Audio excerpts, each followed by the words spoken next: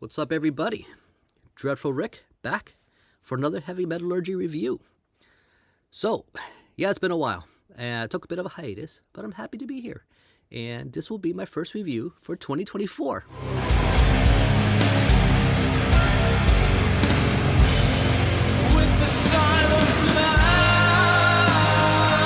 So, the album we're going to be reviewing today is by a band out of Spain called TodoMal, or TodoMal, which I guess will translate into all wrong, all bad, something like that. So this is a doom metal band, which kind of sounds appropriate for a name quite like this. So this is their second full-length album. The band formed in 2020, and their debut, Ultra Crepidarian, came out in 2021. So give another 2 years, then they come out with A Greater Good. So I have not listened to their debut album, meaning to do that. I kind of see how it compares with this one. So this is my introduction to the band with A Greater Good. Man, what an introduction it is. So this kind of doom kind of fits in my wheelhouse. But before I dive deep into it, I also should say that the context of this album. So here we are early in the year, and so we're still waiting for more things to kind of drop. Another reason why I decided to do a late last year album for this particular review for you guys. So, A Greater Good, it's a style of doom that I think when you think about early in the year of 2024, we're reflecting the year past and how we're going to move forward. And I feel like the theme of this album is very appropriate sonically for what you get out of it.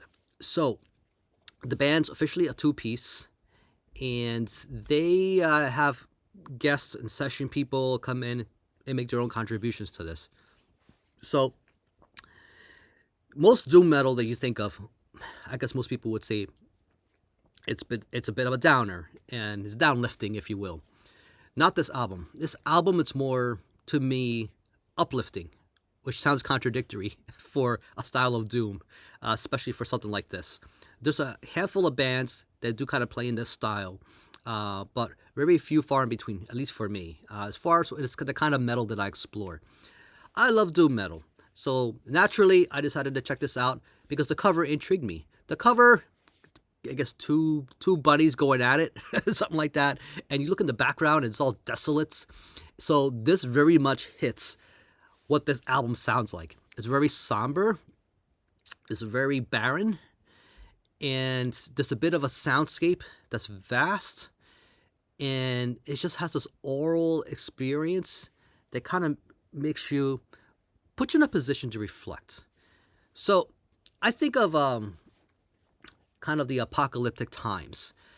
And I'm thinking of once everything has blown over, once the world has to recover from whatever tragedy humanity has been through, we all need to congregate.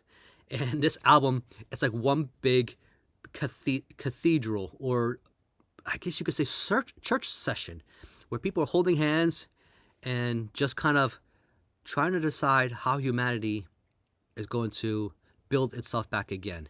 When you look at that cover with those two bunnies going at it, I guess you could say there's a lot of symbolism you can take away from this. By the way, the artwork done by, what is her name? She, I believe, is another Spanish artist, and she goes by the name Paloma Pájaro, which I guess it just translates to bird dove. So really, really cool stuff. So this album was mixed by Greg Chandler, and it's just pristine. Everything here, I got no complaints about the production. For what they're going for, it kind of kept me interested the whole time. This is not a type of doom album that overstays its welcome.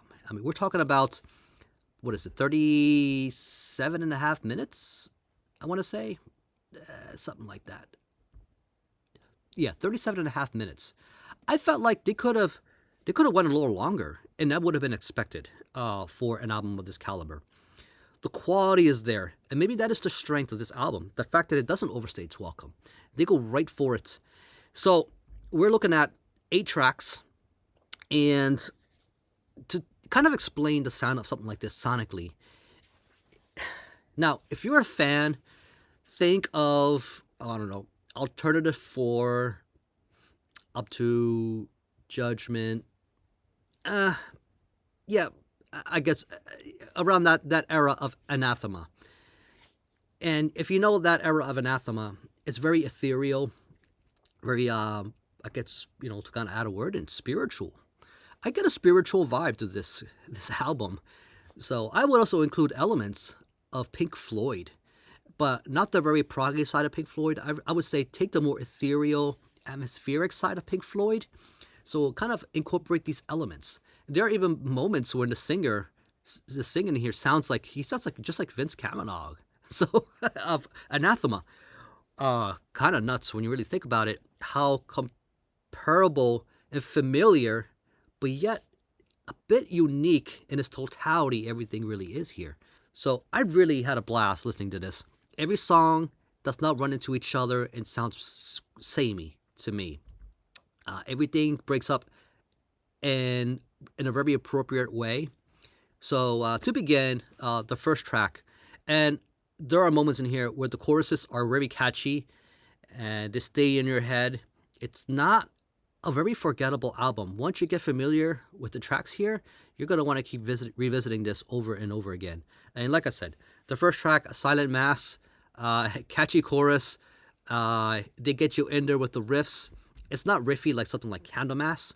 I feel like there's a lot of moments where the guitar does kind of take a back seat and they kind of let the keyboard or the synth kind of sit forward. Remember, imagine yourself in a church and people are congregating. And so, and when I think of bands like another Doom band called Mansion, it's another, if you know that band, they also rely on a lot of that synth, a lot of atmosphere, and they also have some religious tropes in their stuff. I'm not saying they sound like Mansion, but they have a lot of the same kind of elements that would appeal to people who like a band like Mansion, that would like something like this. But wrap it around in a little force field of Anathema and Pink Floyd, something along those lines. But I also would add that, if Anathema during that mid to late 90s period were still stuck to the more doomier edge of their stuff, they would sound more like TodoMal. And I think TodoMal, like I said, has a lot of the stuff that I enjoy about doom metal, but it's not overly dark. It tries to be uplifting, but it's building up from a foundation where some stuff has happened, really bad stuff. And I'm thinking about humanity as a whole. So post-apocalyptic, is that the right word? That's what I'm going to use for this. Yeah, Silent Mass, great track. Everything here's rather mid-paced. It doesn't try to be this blasting kind of album. It is doom after all. This iron mass, this iron hand, driving me away from you. So, and then we move on to High Time, and you can tell that the first two tracks were kind of meant to hook you in, and it really does. So really more guitar driven, really catchy riffing going on, and once again, I'll keep repeating it because I can't stress enough the point of how catchy the choruses are in this. So this is a very accessible album. So if you don't consider yourself a doom nut in general, and you just like, what is the word I would use for this? Pretty music. And I wouldn't call this pretty in a way. It's uplifting, hopeful, but you can tell it's coming from a dark origin point. We will never see our brothers resurrect again. Holy Mother, Holy Father. So then we move on to Infernal Tresty, third track. So in the tracks here, they average around 5 to 6 minutes. I think there's a 4-minute, couple 4-minute tracks or close to. So this kind of tails the first track 6 minutes to the last one 6 minutes. Those are the longest tracks. Like I said, not a very long album. Tracks don't overstay their welcome. Doesn't run too long. Catchy choruses. I'm ticking all the box here, people. And if you love ethereal music and atmospheric side of Pink Floyd, This is for you. Ethereal Trusty, third track. See, I got sidetracked. This is when they take a little bit of liberties and they move to a little more of an experimental side. Here's when you hear the synth really pick up and see what they can really do with this. And it's very, very strong use of synth music here. It has a very cathedral sound to it. And if you like a band like Cathedral, you would enjoy this at the same time. It has some of the moodiness you would get for something like that. Although I would say they don't sound like Cathedral, but it has, again, some of the particular elements that you like about doom metal that's incorporated and sprinkled kind of just slightly over on this album.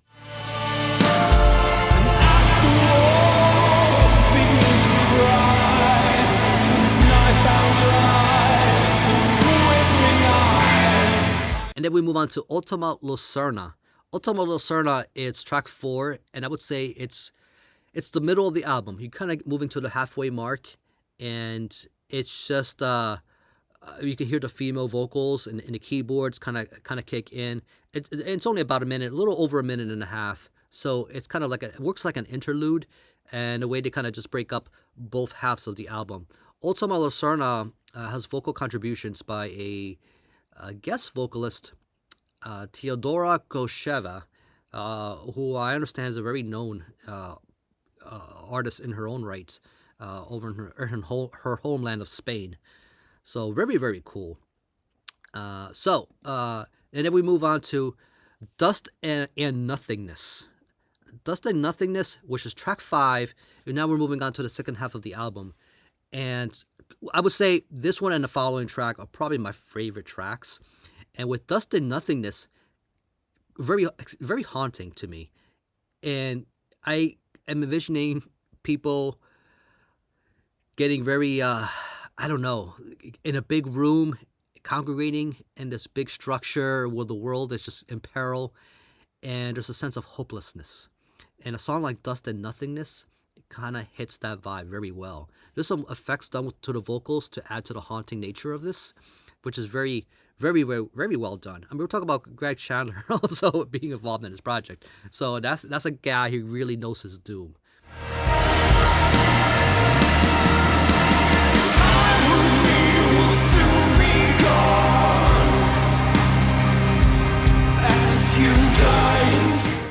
And then track 6, which is probably my all-time favorite track on this album, Antichrist of Love. What a name. And also very catchy, moves a little faster, which I guess, again, they work very well with the pacing. They know when to slow it down and when to kind of just speed it up just a little, and when to add that element of atmosphere with everything. Just amazing. I mean, and then we move on to, and I feel like for this particular album, they needed a track in this kind of direction. So we have a song called Loss. Loss, it's one that will put you to tears. And I've been looking up for information. So it's female vocals, and I don't have her name anywhere. I don't think it's Theodora. She would have been credited here. If again, this is something that would make you cry. It's just this is very mournful. And another one that gives you kind of a sense of, and as the title of the track, Loss, it kind of puts you in that feeling, like have a sense of you're moving on past something that you've adored and loved, and have to now come to terms that it's no longer going to be around. This is very much an aftermath kind of track.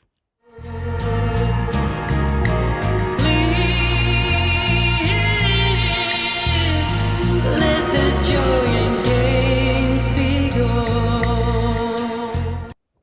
And in track 8, we move on to the title track, A Greater Good. This is another one that's a little longer, 6 minutes, as I've explained earlier. This song, I think, is probably the most uplifting track. It starts out haunting with the vocal effects, like the way Dust and Nothingness does. But as it progresses, there are some changes in tempo and some build-up going on. And I would say, if there's ever a time in this album where they go a little more on the proggier edge, this would be it. Not proggy like you would think.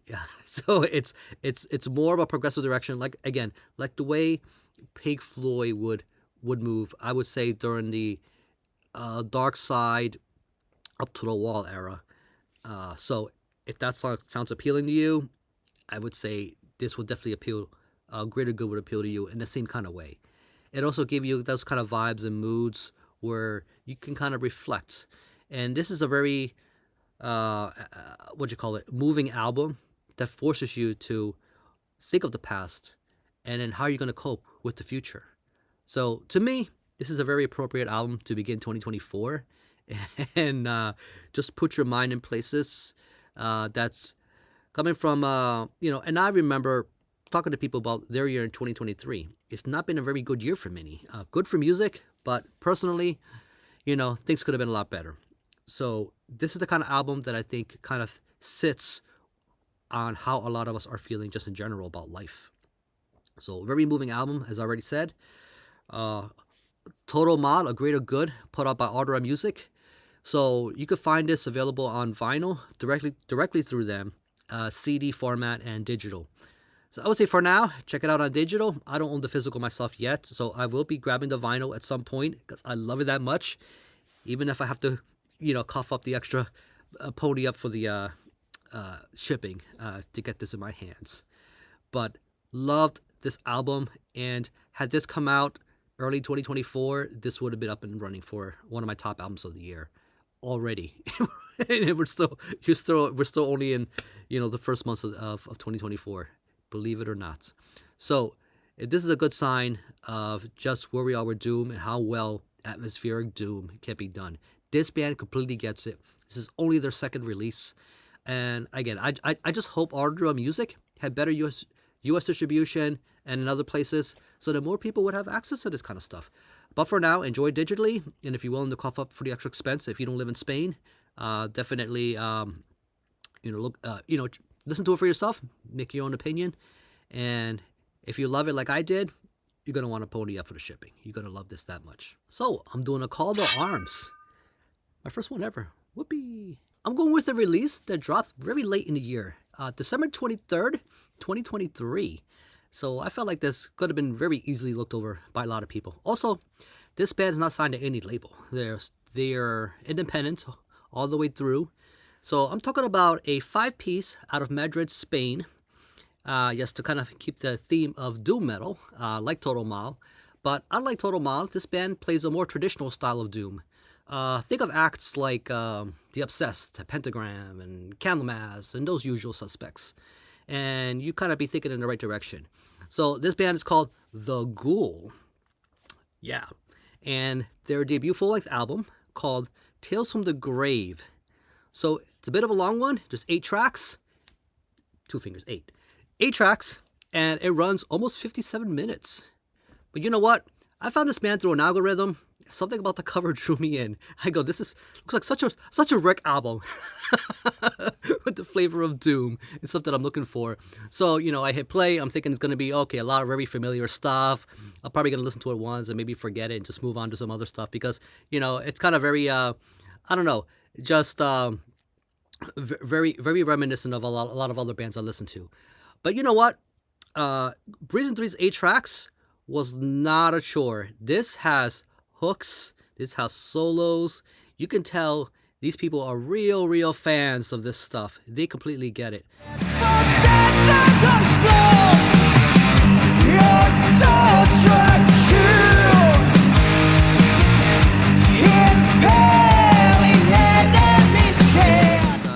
I don't have much for complaints. I'm actually very impressed that they were able to put out something of this caliber on their first drop.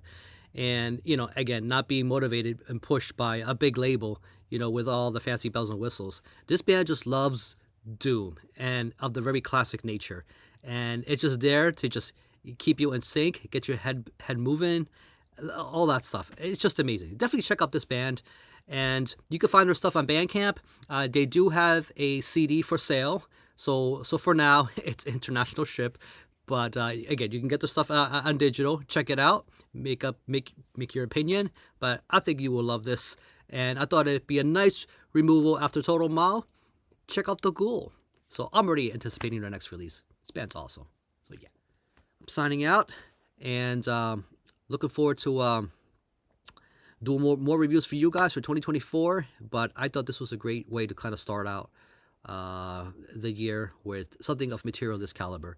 Love my doom metal, and this is a kind of different flavor, interesting take on this kind of genre. So I'll catch you all later.